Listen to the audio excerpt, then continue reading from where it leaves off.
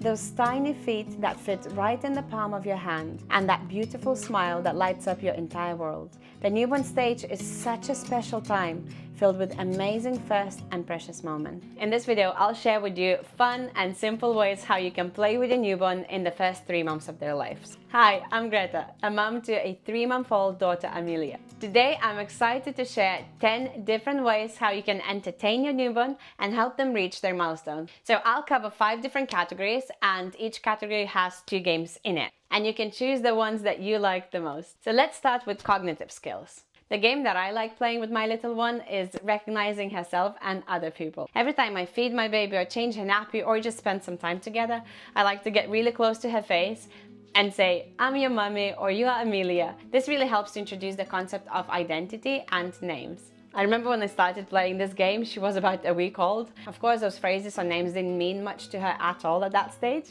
but I've noticed that the more I use them, the more she actually reacts to them. And now as I say those phrases to her pretty much on a daily basis, I get a very wonderful smile on her face, which really makes my day. Another game in this category that I like playing with my little one is showing her different parts of the body. It can be either mine or hers, and naming them. Oh, hello.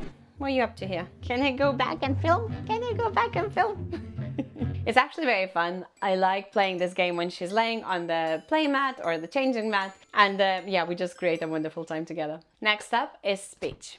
It's especially fun when your baby reaches 2 to 3 months old and they can actually respond back to you. But even though if your baby is still a month old or even younger, it's still very good to play this kind of games every single day. My favorite activity in this category is just reading some books to Amelia. I'm Lithuanian, so I try to teach Lithuanian language as well. But of course, we live in England, so we need English at the same time. So yeah, so I just like reading random books. Some of them are black and white when they're newborns. It is very good just because of the contrast, but you still can read them, but it just really helps them to develop their speech.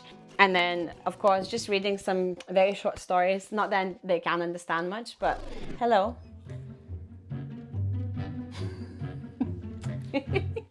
But it's still a very good activity to do every single day. Of course, she really doesn't understand the stories yet at all, but she really likes listening to my voice when I read them to her. That is, of course, really good for her development. I also like to include her name when I read the stories, and hopefully later stage, she's going to be able to memorize it a bit easier. So the next one is actually really fun. So every time Amelia makes a sound, I really like to repeat it after her. Go. Especially since she turned 3 months old, this has become our daily activity. I always think that if someone saw me doing this, they would think that I went completely cuckoo bananas. Okay, so moving on to sensory games. So the 2 games that I like to play are exploring sounds and sound awareness. So the first game really fits in my daily life and I don't have to spend any extra time. So we just walk around the house and I show her all the surroundings. I normally like to put her just on my shoulder and so she can see just behind. I just go and do my daily things. If I have to do some chores or anything like that, or maybe I just need to pop in upstairs, grab something and then go back downstairs. So I always take her with me. I also like to name some of the things that we see, so hopefully she can start memorizing them. It's so lovely seeing her looking at everything, and especially now when she has so much more interest in things. The noise awareness game is also great. I like to place her either in the bouncer or on the mat and just go behind her so she can't see me and make different sounds. Sometimes I just talk or sing or just grab a rattle and just make different sounds with it. I even like to just step out of the room so she can't see me. Of course, safety first. And then just like try to talk to her and just see,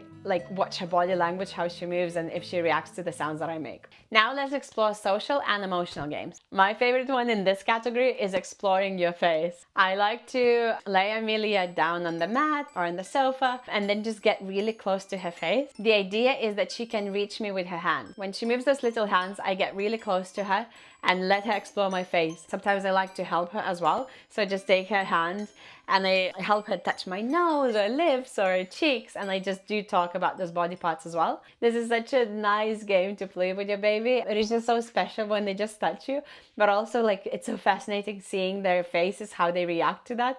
And especially if you smile, then they smile as well. It's just so wonderful. Another game that I like is to take my baby to the local parks or just to see family or friends and just let her socialize with them as well. This game doesn't require anything additional, it's just you go around your day. Finally, we have gross motor skills. Just before we jump right into it, if you're enjoying the games that I've discussed so far and you would like to see some more content from a first-time mom sharing her experience, please subscribe to this channel. Let's head back to the games. Of course, everyone knows the tummy time and how crucial this is for a baby's development. And while most parents know this game, I want to share some tips how to make this game a bit easier, because as you probably know, not every baby likes it. My Amelia doesn't always like them, but I found some ways how to make it more fun for her. My favorite way to play this game is when she's on me and she can see my face very clearly. This helps her not to concentrate on how difficult the exercise is, but rather than just like interact with her mom and then see her face. I think that's one of the better ways to really help your baby enjoy this game. If you place your baby on the mat, it's a very good trick to grab a mirror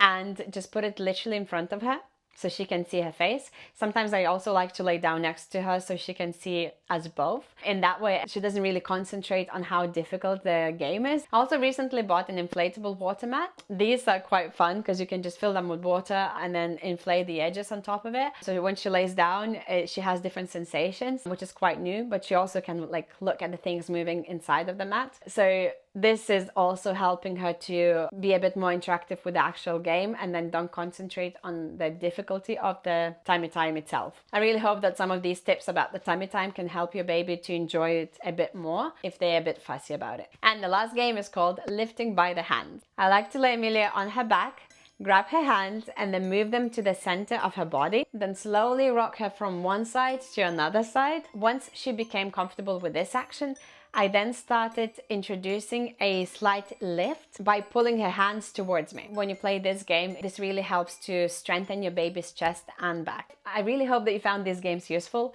If you do want to know how to find time in your day to play these games with your baby, you can watch this video next.